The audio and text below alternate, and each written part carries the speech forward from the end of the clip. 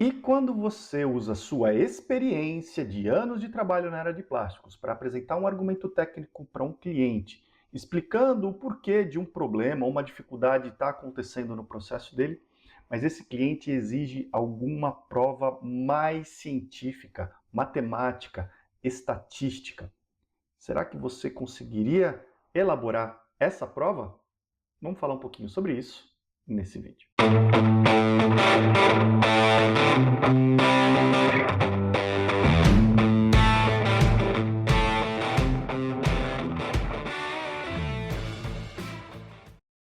Olá, Ricardo Cusiol com mais um conteúdo que te ajuda a ter sucesso nos seus projetos com polímeros, e hoje a gente vai falar como a gente pode desenvolver argumentos técnicos que se baseiem na nossa experiência, mas que tenham também a possibilidade de mostrar para aqueles clientes mais exigentes uma prova matemática, estatística, de que aquela observação pode ou não ser verdadeira. Então, se você quiser conhecer um pouquinho mais sobre esse assunto, fica comigo até o final do vídeo que a gente vai bater um papo bem interessante. Os recados de sempre aqui, se inscreve no canal, dá o seu like, seu comentário, compartilha o vídeo e me segue nas redes sociais, tá? Para que a gente possa ter sempre um alcance cada vez maior nos vídeos e contribuir com a comunidade dos profissionais na área de plásticos. Legal? Bom, vamos lá. Eu acompanho tryouts já há muitos e muitos anos e passei por várias experiências interessantes, algumas mais desafiadoras que outras. E em algumas situações a gente encontra problemas que estão acontecendo no processo de moldagem e que muitas vezes em outras situações eles estão presentes também, mas não são tão críticos. E com base na nossa experiência, a gente acaba dando informações para o cliente e explicando para ele que, olha, está acontecendo isso nesse caso aqui e para esse molde, para esse produto, para esse material, para essa combinação, essa situação pode ser mais crítica do que para outra situação onde essa mesma configuração, essa mesma combinação está presente. Mas muitas vezes o cliente ele pede um embasamento mais técnico, um embasamento mais científico, às vezes até matemático e estatístico. Então eu quero trazer para você aqui nesse vídeo um exemplo de uma argumentação que você pode ter com o cliente, mostrando de forma bem simples qual que pode ser a origem do problema, ou mostrando de forma bem simples que uma determinada situação nem sempre vai ser um problema, mas também elaborando uma prova mais robusta, mais matemática e conjugando essa prova com a sua experiência, de forma a tornar a sua argumentação técnica mais robusta e que pode ajudar a convencer um cliente que seja mais exigente, tá? Então, eu vou trazer esse exemplo bem simples para você, é um exemplo didático para mostrar como você pode ajuntar todas essas coisas, essas habilidades, esses conhecimentos, de forma a entregar um argumento que seja mais robusto. Muitas vezes ele vai chegar à mesma conclusão de que um argumento com base na experiência de uma linha, mas pelo menos para aqueles clientes mais exigentes, esse tipo de argumentação pode brilhar os olhos e pode te colocar num outro nível de confiança com esse cliente. Então, dá uma olhada nesse exemplo aqui. Bom, o exemplo que eu quero mostrar para você, então, está ilustrado nessa imagem aqui. De novo, é um exemplo didático, um exemplo fictício, mas que pode ilustrar bem aí uma situação que você pode explicar de forma extremamente simples, em uma linha, o que está acontecendo para o cliente, ou você pode usar uma abordagem mais elaborada, mais técnica, mais científica, né? E você pode escolher qual abordagem utilizar, ou você pode utilizar as duas, uma mais informal ali no pé da máquina, outra um pouco mais formal para um relatório, né? E pode inclusive utilizar toda essa informação aqui junto com a sua experiência para muitas vezes demonstrar coisas diferentes, né? Então a gente vai trazer um pouco dessa discussão nesse exemplo aqui. E qual que é o exemplo? Então, nós temos um molde de duas cavidades, tá? Tá aqui representado, né? Uma cavidade muito simples, só para a gente ter algo na cabeça, tá? E existe uma suspeita de desbalanceamento nessa cavidade. O cliente, então, fez um teste, ele coletou amostras aleatórias da cavidade 1 e da cavidade 2, pesou e ele tem os resultados nessa tabelinha improvisada aqui embaixo. Tá? Então, nessa tabelinha a gente tem os resultados de 10 amostras da cavidade 1, 10 amostras da cavidade 2, aleatórias, tá? Não necessariamente vieram da mesma moldagem, mas a gente tem aí essa tabela listada aí, tá? Bom, quando a gente tem uma suspeita de desbalanceamento, existe um teste muito simples que você pode fazer, né? Uma conta muito simples que você pode fazer, que é o seguinte: você pega o valor da peça mais pesada, tá aqui, e o valor da peça mais leve, tá aqui, né? O valor do peso, tá? E aí você faz uma continha, você chega para o cliente e faz assim, olha, a peça mais pesada que eu tenho aqui, ela pesa 15,89 gramas. A peça mais leve, ela pesa 15,65 gramas. Se eu dividir isso daí pelo peso da peça mais pesada, eu vou ter que a diferença aproximada é de 1,5%. Tá? Essa diferença de 1,5%, muitos técnicos, engenheiros de processo, consideram como uma diferença ok do ponto de vista de desbalanceamento. Normalmente existe uma tolerância aí de 3% para o desbalanceamento, né? Então, a princípio você pode dizer, olha, tá vendo? Não tem desbalanceamento. Ou você pode usar essa informação e falar assim, olha, tem um desbalanceamento aqui de 1,5%. Será que essa peça ela é tão crítica a ponto de 1,5% ser um problema para ela? Então aqui você está usando uma abordagem extremamente simples. Em uma linha você fez uma conta aqui aproximada, mostrou para o cliente que existe um desbalanceamento, mas ele é muito pequeno. E aí você o convida para discutir junto com você o quão realmente é pequeno esse desbalanceamento para essa situação, para essa peça em particular. Resolvemos o problema em uma linha, tá? A gente pode assumir que ela é ok ou que não é ok, mas a gente abre uma discussão aqui de forma bem informal. Às vezes você consegue fazer isso aqui do lado da máquina, junto com o cliente, tá? Então, essa aqui é a primeira abordagem. Mas você pode querer fazer uma abordagem um pouco mais criteriosa, pode querer mostrar a mesma coisa para esse cliente usando uma abordagem mais sofisticada, né? Uma abordagem matemática, uma abordagem estatística. E, de novo, às vezes para colocar no relatório pode ser interessante, para ter aí uma robustez, até mesmo acadêmica, né? E você pode, inclusive, precisar usar uma abordagem um pouco mais profunda para clientes mais exigentes. E aí, como é que você poderia fazer? E aqui é uma abordagem, tá? A gente poderia falar inúmeras abordagens que poderiam ser utilizadas. Então, imagina que você vai ter, ao longo de vários e vários anos que esse molde trabalha, várias e várias, inúmeras, milhares, milhões de peças produzidas pela cavidade 1. Então, a gente vai ter aqui a cavidade 1 desse molde, produzindo aqui inúmeras peças, inúmeras, milhares, centenas de milhares, milhões de pecinhas produzidas pela cavidade 1. E o mesmo vai acontecer com a cavidade 2. Nós vamos ter inúmeras, centenas, milhares, centenas de milhares, milhões de peças produzidas no mesmo molde na cavidade 2, certo? Então, nós vamos ter essa situação aqui.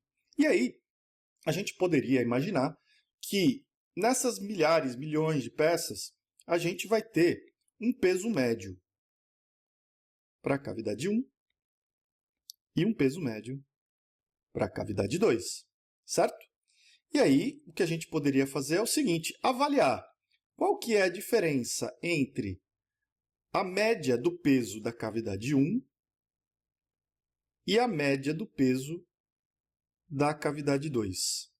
E aí podem acontecer algumas situações, né? Podem acontecer a primeira situação dessas médias, né, ou dessa diferença de média aqui, delas serem iguais, da média 1 ser igual à média 2. Pode acontecer da média 1 ser maior do que a média 2 e pode acontecer da média 1 ser menor do que a média 2. São situações possíveis, né? Sendo que, se a gente encontrar que a média 1 é igual à média 2, a gente tem uma situação em que não há desbalanceamento e que a gente está ok. Mas, se a gente tiver uma situação onde seja uma ou outra seja maior do que a outra, a gente tem um molde desbalanceado. Ou seja, que produz peças diferentes, que produz peças com peso diferente. Tá? E aí, o que a gente precisa fazer, então, é definir um intervalo de confiança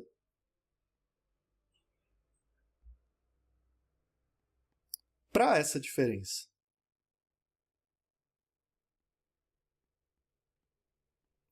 Com isso, estatisticamente, a gente conseguiria mostrar para esse cliente, com uma robustez estatística, uma robustez matemática, qual que é efetivamente a diferença esperada entre uma cavidade e outra. Então, como é que a gente poderia fazer isso daí?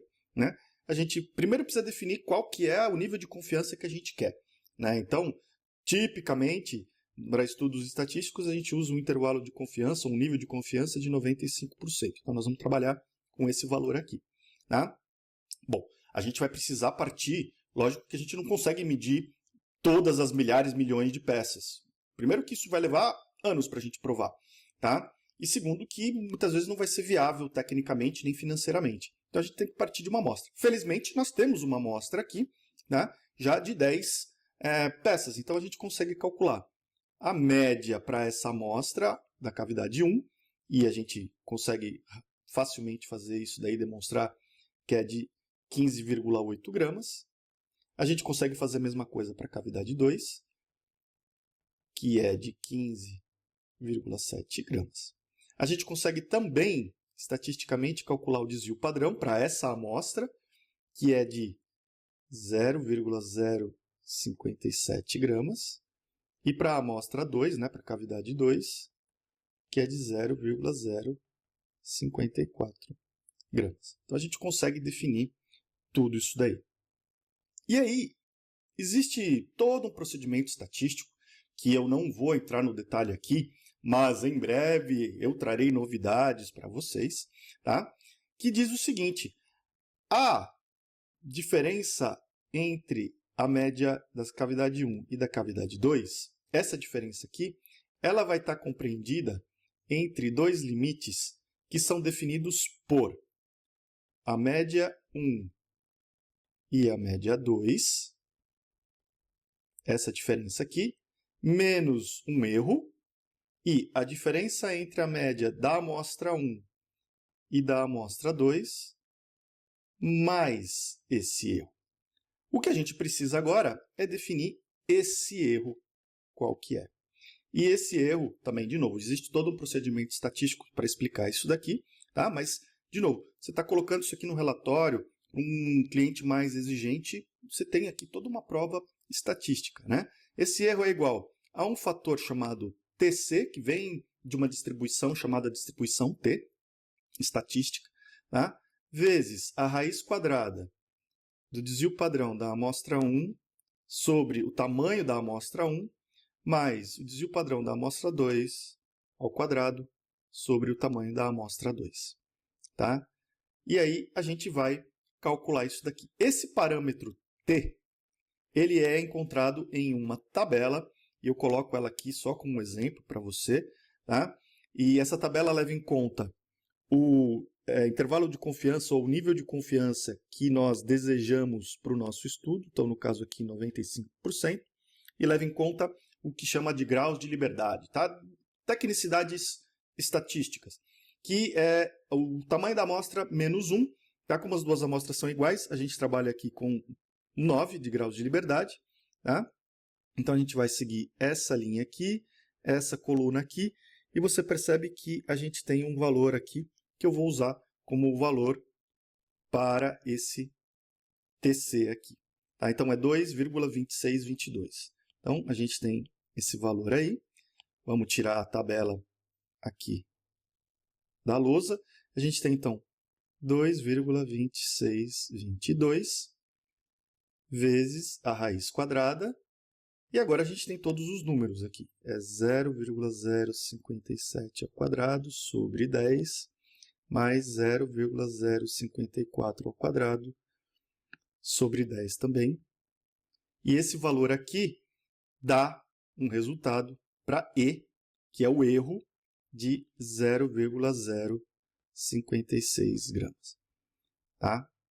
Então, agora a gente conseguiu demonstrar que essa diferença da média 1 e da média 2 para todas as peças possíveis que vão ser feitas na cavidade 1 e na cavidade 2 está compreendida entre esse valor aqui, ó, é 0,1, tá? É x barra 1 menos x barra 2. Então, a gente tem que essa diferença aqui, né? Essa primeira parte aqui é 0,044. E a segunda parte aqui é 0,156. Tá? Então, com isso, a gente definiu um intervalo de confiança a 95%, né? Ou seja, tenho 95% de certeza que, se eu pegar a média de todas as cavidades 1, a média do peso de todas as cavidades 1, e subtrair a média do peso de todas as cavidades 2, que são possíveis de fazer com a cavidade 2, essa diferença vai estar entre 0,044 e 0,156. Tá? E aí, como é que você pode avaliar isso? Né? Bom, o ponto aqui, e aí entra um conhecimento estatístico, entra um conhecimento a respeito dessa tecnicidade aqui, né? Que a gente, nesse intervalo de confiança, só tem números positivos. Né? Então, 0,044 é positivo, 0,156 é positivo. Isso significa que eu tenho 95% de confiança que essa diferença, média 1 menos a média 2, ela é sempre positiva, ou seja, que a média 1 é sempre maior do que a média 2. Tá? Então, isso indica essa situação aqui para a gente. Ó. Essa situação aqui para a gente.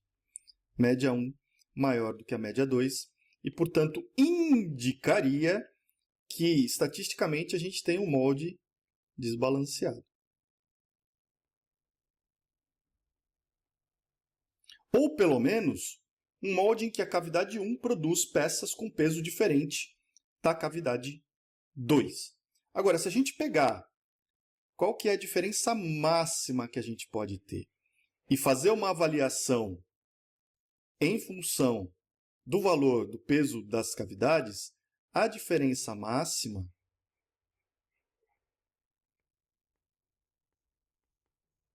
vai ser representada por menos do que 1%.